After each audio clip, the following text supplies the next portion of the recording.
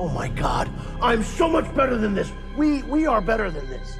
Listen, it's gonna all work out, I promise. Trust me.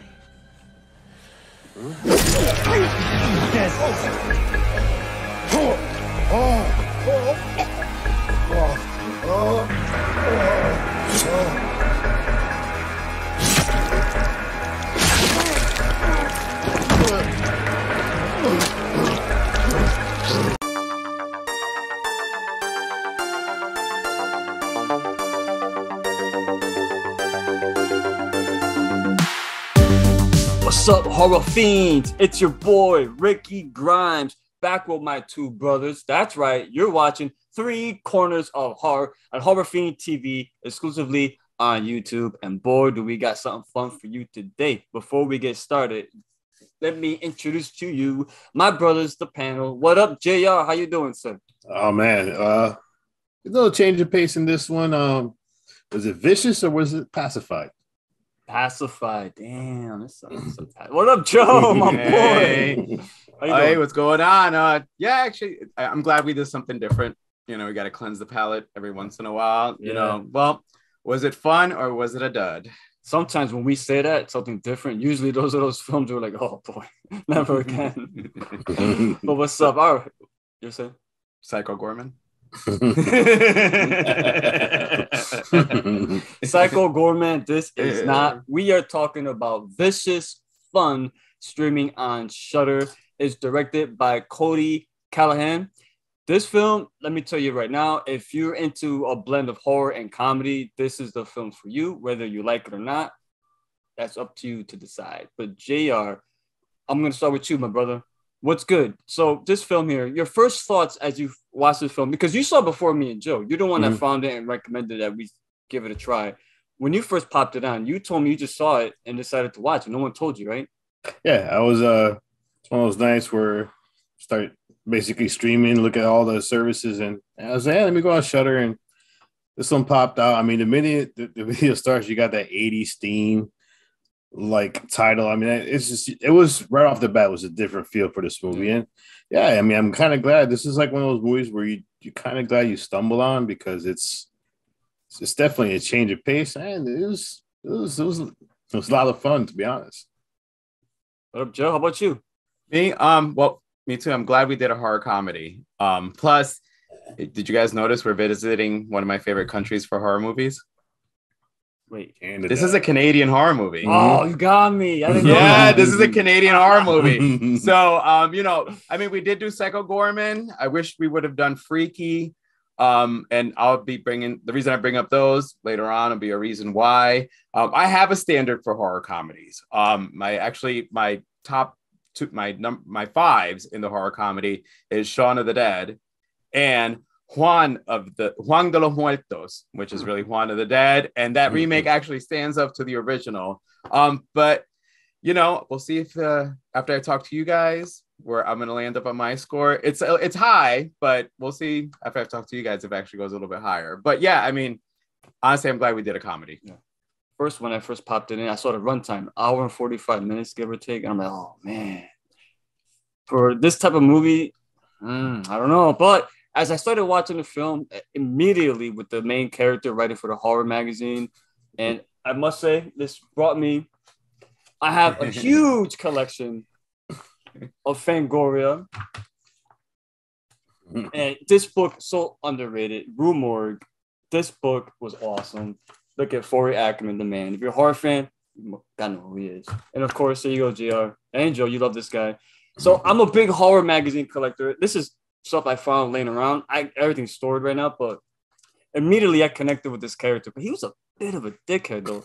Kind of like a hipster. I didn't like that, but we'll get into that. So, but my initial thoughts, I love the 80s vibe, just like JR said, between Stranger Things and other various stuff. I'm in the 80s mode right now. So I think it looked a little bit too clean. It looked like kind of manufactured. Like Everything 80s was in there. Yeah, it's in it, but what I mean is you could tell it's a new movie that's dressed to look 80s. Right there, yeah, that's what I'm saying. So everything was like everything you can think of in the 80s. I had the watch that Joel had. I even peeped the watch. I'm like, I had that watch. Yeah, it's good though. But initial thoughts, I enjoyed it for the most part. But let's get right into this one now. Favorite scene, JR. We'll start with you, man, because there's a lot of stuff in this film that got thrown at you. A lot of actors that are well known, both in and out of the cinema, and they're coming at you left and right. So, JR, what stood out? I'm sorry that the moment he stumbled upon the support group, that whole dialogue thing was just so freaking hysterical.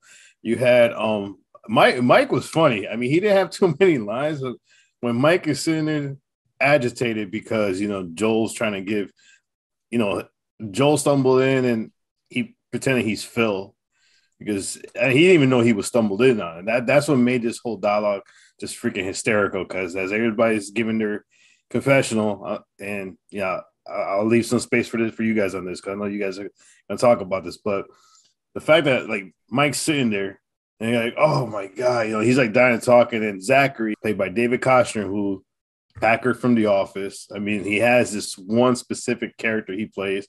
He was in Talladega Nights.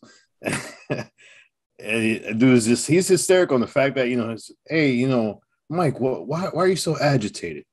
He goes, sometimes I just feel lost because my animal element. Everybody's looking at him. No, he goes, my spirit animal. Everybody's like, a shark. I'm a shark. And Joel's in there. Oh yeah, shark. It was pretty cool.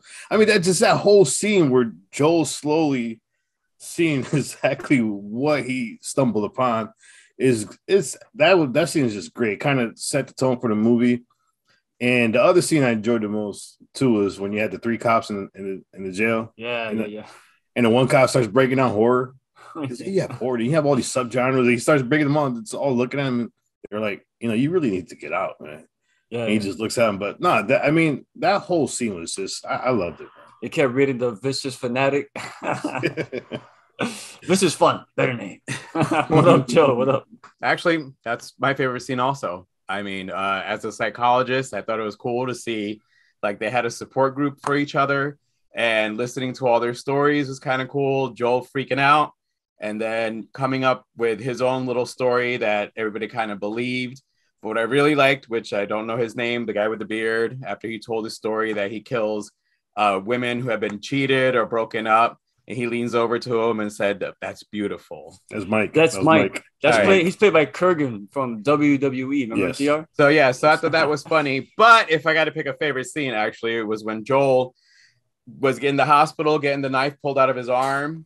Just like the whole scene, I could see me reacting that way, especially after he pulled it out. He's like, "Oh, that wasn't that bad." And then completely freaking out. And I mean, honestly, Joel, it's not really all that fun. As the camera pans in on his face, like, oh, fuck. It's crazy because I, as far as a favorite scene comes up to this film, I don't really have like a favorite that stood out necessarily, but I did like the scene when they're in the jail, and the character of Bob, pretty much set up as the big bad of the whole serial killer group.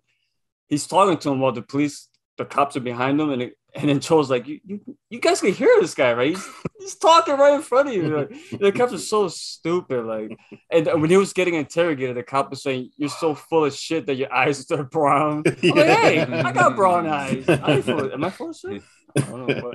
But the banter between the police and Joel, and like you mentioned earlier, the guy just sitting there reading the Fanatic magazine, eating the lo mein. Good stuff. I think all that stuff I kind of enjoyed overall. Pros and cons, my brothers. Joe, anything you didn't like in this film? All right. Well, I'm gonna start with my pros. Yeah, you could do that. Yeah. I started researching the movie about halfway through, only because it was killing me, because I recognized almost every single person in this movie. Yeah. Since it is Canadian, I'm also a huge fan of Canadian sci-fi. Like, they make some of the best shit. So most of this cast has been in The Expanse, Killjoys, Dark Matter, Supernatural. I mean, I could keep going on, but literally, and the psychologist guy who painted, the clown, he was anything for Jackson. Yeah. I mean, the guy has been, I think he has 236 roles. Yeah, I told you, but I mentioned that in the Anything for Jack. Oh, damn, that should never drop. I know. Anyway, we reviewed Anything for Jackson, which hasn't released yet. But we have brought up that this particular actor who plays Fritz is in so much shit. You don't know his name, but you know his face. But I love the support group part. As I sat there, I'm like, man, it would be fun to run a support group for serial killers. And no, when I say this, in case anything happens, don't use it against me. Then I thought, oh, run one. And then you can start offing them one at a time. How much fun would that be? So I did like that, the thought, which is why when you saw the group in the beginning, I mean, it was pretty much, you already knew it was a prelude that there was going to be some bloodshed. You've got a bunch of serial killers together. Eventually, they're going to start trying to take each other out. Cons, because this was supposed to be a comedy horror, I will say I probably would have liked more comedy in the deaths. Most of the comedy came into the interaction with the characters, and the kills, they kept it like horror movie kills, which is cool. But Shaun of the Dead had great, comedy kills in it. I thought that's it. The only little tiny cliche is when the bad guy got to the end. Guess what? The hospital was empty again. It's like, I'm like, please don't do empty hospital. And then when they're leaving, all of a sudden the place is all packed. Yeah, where's all the doctors? Did you notice when they're going in the wheelchair? Everybody's running around. I'm like, where the hell were you guys? You're watching that, you're like, wait a minute. Either that's really lazy or they just had no budget for extras. Oh no, but the extras ran there though. It's like literally. He's right. That's about it.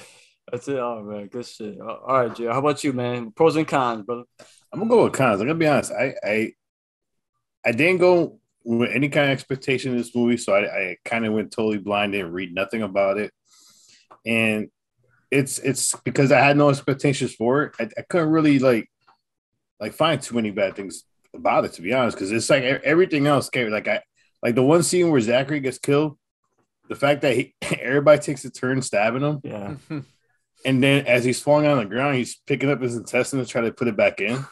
I thought, and then the Asian dude got killed by an intestine. Which it was funny because he's the one I think that got the last blow. Yeah, he's the one that gets killed by the intestine getting choked out. And the fact that she basically, I think she went to these meetings just to discover who's the serial killer so she could off them. Yeah, that's what her job was. Yeah, that's what she. Yeah. If I had one slight con, I would say I kind of wanted to know more what exactly happened in Utah. Yeah. Because brought it up with the pad later, but they never really. I guess they had another group in Utah, and she wiped them out. Well, I don't think she was. Yeah, but they were like, "Oh, don't let this be another Utah. We don't talk about Utah here." Yeah, that's what I think it was. Is that I kind of wanted to know a little bit more about that because the fact that they threw it out there, like, come on, man, you got to break it down a little bit more. 100%. Yeah. I agree with Joe. The cast was a great cast put together. I didn't know, Joe. Good call. I didn't know it was a Canadian film. I've always checked too, but for some reason I didn't. Here's where I knew it was Canadian is because all the actors. I'm like, these are on all my sci-fi Canadian movies. Like, hold on a minute. Is Orphan Black sci-fi? Orphan Black is British. That's British. It's actually British Canadian because it was Canada. Yeah. Canada was the one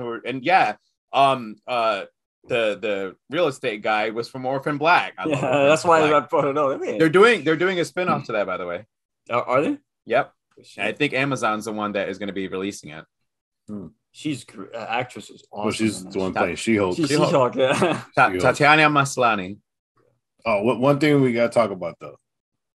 A lot of comedy movies kind of ruin this, but I liked the ending. The fact that they joined forces and they go into that bowling alley and they go, oh, why is it so close? Well, are you here by yourself? And there's a woman in the back. And I like that ending. I kind of like they did that because they could win so many different routes. The fact that they're basically hooked up together now and they're killing serial killers, which is pretty good. You know what I like about that is the fact that they bookended the beginning of the movie and the ending with Jack. When you mentioned about the taxi driver, his idea, and the guy ended up releasing that movie. He ended up making it. Well, you knew he was. As soon as he said it, he goes, that is a great idea. All right, get out. Go. Oh, yeah. That scene, you knew that guy was you knew that was coming. I was going to, you're right. I was going to mention that the fact that it was there for a reason and it wasn't just put there, it was in the film for a purpose and it paid off at the end. I loved it. My pros and cons. I'm gonna go with my pros first as Carrie. Her character made the film for me. She was badass, man. Like I should have mentioned this earlier when you brought up my favorite part, the opening sequence when Carrie just repeatedly she's stabbing that weirdo, that creep over and over. And if you notice, the stabbing is going to the tune of the intro music that's going on. It's like, oh my God, brilliant. And when when she's actually on our side, oh, I fell in love with her, man. But here's the thing, awesome. though. That's when you should have known, though. Yeah, because she was playing possum to a killer. She knew that person was a killer. That's why she didn't kill that person just that's what I'm saying. Yeah. Like that's that. So when you see her in the meeting, that's why. Like at first, I'm like, I should have caught that. I didn't catch. I'm sitting going, but these are serial killers, and it seemed like she killed a bad guy. Oh, so I caught that from I did catch that. I caught Dexter vibes where she just kills other killers, but I thought she was a killer herself, which she is. But I thought I didn't know she was. I thought she was part of the group, just to be part of the group. But when she saves Joel, I'm like, oh man! Did she say that she's been infiltrated in this group? So that means that she's the infiltrated the Utah group, took them out. So that's what they'll be working on. Good shit, Joe. Good shit. All right. My con is, again, I mentioned it earlier, and I'm always mention this for a horror film, especially a horror comedy. It's the runtime. For a horror comedy, almost 2 hours is a bit much for me personally. Maybe it's just my opinion. I think when they got to the jail, a bit of a lull, long stretch with it was going at such a good pace, and it hits there, and then it's like it spends a little bit too much time there. Everything slows down a little bit too much. But other than that, that's my only con, because the only other con I had was Joel. At first I didn't like his character at all, man. But he's the kind of guy that the more time you spend with him, he grows on you. I don't know what it is. So that's how you like me then, because I totally am Joel. Because I'm watching it, I'm like, well, if this would have been me in the 80s, I can totally see myself being this way. And if I would have met, what was her name again? Carrie. That'd be me back there behind JR. Like I legit as I'm watching. That's why I like the movie, because I'm sitting there going, I'm totally him. Yeah. I can see all this. of us. As a horror fan, I'm sure. All Joel. Yeah, like, and I said, and when they ended up together, especially the gagging, she's like, "Did you throw up?" He's like, "No." "Did you gag?" "Yes." Yeah. And I mean, that would be me. Like, I'd be saying, if I were doing that, we've got the puke, so we know it's a puke killer. Speaking of that, the vomit on the pavement was fucking bullshit. Then he hangs it up. Imagine a poor asshole that needs to use the phone. Well, they show the person wiping it. Not only that, though, think about this scene, how the movie starts at him basically talking about a taxi driver as a serial killer, sits down with a bunch of serial killers, talks about the taxi driver to the point where, I'm perfect, and they all bought it. And the minute Bob comes in, totally destroys his. Well, the whole entire film is a meta on how logic doesn't work in horror. If you're a horror fan and you watch horror movies, you can't use logic, because the cab driver scenario, the way Bob broke it down, it's like, he's fucking right. Like, he's like, yeah, but you get the call to pick up the person and go to their house. Yeah. Right. You would. Well, if he would have been smart, he would have been like, well, I go back there 5 days later. I have the person's information. Yeah. There's a lot of ways around it. I should stop saying these things in case stuff starts happening. Or you could have just said basically he had right, Rick. And I was saying, things start happening around here. They go, have you guys seen this YouTube video? This one guy keeps saying all these things in here. This is how you should have done it. But anyway, go ahead. Sorry. I would say he could have had that little hack radio where you could hack, like the people. He could have hacked the taxi driver. But when you're a taxi driver, you don't hang on to the car. Maybe you could. Sometimes. So taxi drivers, some of them rent the car itself. Mm-hmm. So when they bring it back to the place, somebody else will then use that same car. Like, basically, or you can own your own. Yes, I was going to ask. You can own your own. Is it possible to buy your own vehicle? Yes, you can own your own and work for a taxi company. And you don't have to, like, basically that taxi is yours. Yeah. You have both options. Now, as a serial killer, you don't want to own your own. No. Bob killed him on that. So that's what I'm saying. Man. Like, you want to rent yours and not rent it under your name. Again, if anything happens around Orlando, it was not me. Oh, real quick before I forget. extra points for the Three's Company reference in this film. I always give props to films that mention Three's Company, man. One of the greatest sitcoms all time. I stand by it. It's funny when he brought it up, though. I was Yeah. overseas, had nothing else to do, so I'm staying home watching Three's Company. And I like how the horror journalist was always kept saying, "You're what? Oh, magazine writer. Okay. No, horror journalist. What? No, magazine writer. Had it right." even when he almost gagged, when the Asian dude was like, "Have you ever eaten a kidney?" He's like, Yeah. So, all right, guys, let's go to our closing thoughts right now. We're gonna close it out. We're gonna start with JR. You brought this movie up. Closing thoughts. Let's rate the film. Anything else you want to add that we didn't mention? And floor is yours, brother. I think this is a good. I mean, I highly recommend this movie. I mean, yeah, the runtime is the runtime, but I think it's just one of those things where there's so much in this movie, like the whole scene where they're sitting down. I mean, it's just one comedic scene after another, and I enjoyed it. I'm kind of glad I found it. I'm gonna say this is a hidden gem because it's a hidden gem of a movie. I wouldn't have seen it if you didn't. That's actually a good way of putting it. Very good way to Very hidden gem. I'm gonna give this a 4.5 because I don't find too many flaws in this movie, and the fact that I didn't really look for them, and I usually look for flaws, and it's just I enjoyed it overall. You know why you didn't look for flaws? Because you were having fun. Yes, vicious fun. No. Joe, so I'm eager, man. Talk to me, brother. All right. So I mentioned Sean, Freaky, Juan, and Psycho. And PG. I just said Psycho. I'm sorry, Psycho Gorman. Wait, is this? Yeah, Psycho Gorman. All right. Yeah, I'm just messing. So that way, because if we do these again, you know, especially so like my fives at this point is Sean and Juan. Freaky is my 4. I haven't seen that yet. I gotta see. Oh, that's what I'm saying. I have to watch that. Yeah. Saturday the 14th is my 3. I don't know if you guys even remember. I heard. You know what? I worked at a. You saw store. Saturday the 14th. Yeah. We had that come in, and I saw the cover. I was like, what the fuck? I never seen it. Psycho Gorman is my 2. So I did originally have this at a 3.5, but talking to you guys. Do you see that, Junior? Oh, what happened? Yeah, what happened on your screen? I had a cough. Oh. That's what the stop video button's for, guys. Oh, I'm sorry. Just hit mute like I do. No, I did, but I didn't want to be like oh, like me? They know what you're doing. Nobody cares. I'm sorry. It's all right. Good. Well, we both went, what? I saw appropriate reactions. Anyway, so I did have this as a 3.5, but after talking to you guys, I'm actually boosting this up to a 4. Again, you know, for horror genre, and the reason I enjoyed it is because once JR told me that this is a horror comedy, then I had to like switch my brain off and go, okay, we're not comparing. This isn't Halloween. This isn't all those. Go in and have some fun in this, you know, and just enjoy it. Yep. So yeah, I mean, but again, I do have there's a lot of horror comedies, so it's up there. It's like Junior said, it's a great hidden gem. I enjoyed it from beginning to end. I mean, it lived up to its name. It was vicious fun.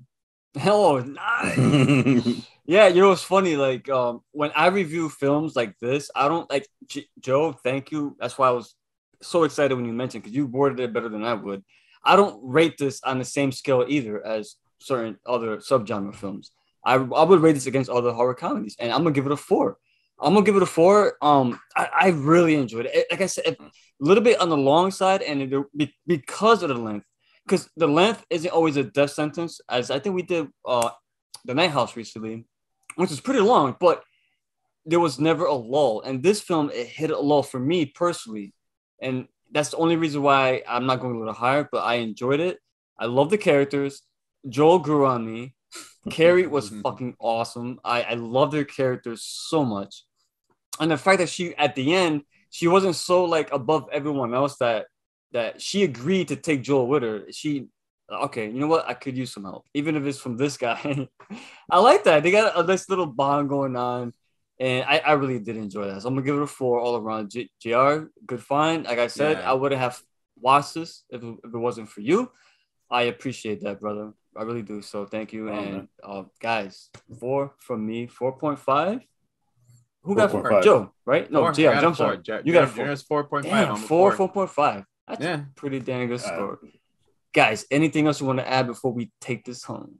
Nah, I'm good. No, this is good. Watch it. Definitely watch this film. Yeah. Have to watch it. Highly recommend. I had to go fancy today. You know, I had to bust out my fancy glass. Oh man, You guys didn't notice what I did, man? Zachary, David Schuster, tried to make sure I wear my Dunder Mifflin shirt. bro. I don't know if you. I don't know if you noticed. When you started mentioning the guy in the movie in the show, I'm like, he's got the shirt on. So, watch this back, because when you talking, I'm pointing at your shirt. I'm like, yeah, I see what you're doing. I'm on to you, son. All right, awesome. Yes, guys, thank you for joining us once again on another bodacious episode of 3 Corners of Horror, where we reviewed not just scary films, but funny films as well. Because you know what? Sometimes you need a little comedy in your life, even if you're a horror fiend. You need that extra juice in your veins. So thank you for joining us one more time. I am Ricky Grimes. We got JR. We got the psychologist Joe, my boy. Thank you for joining us. Come back next week. Leave a like on this video. We would highly appreciate that. Come back, guys. And with that being said, stay scared. Peace.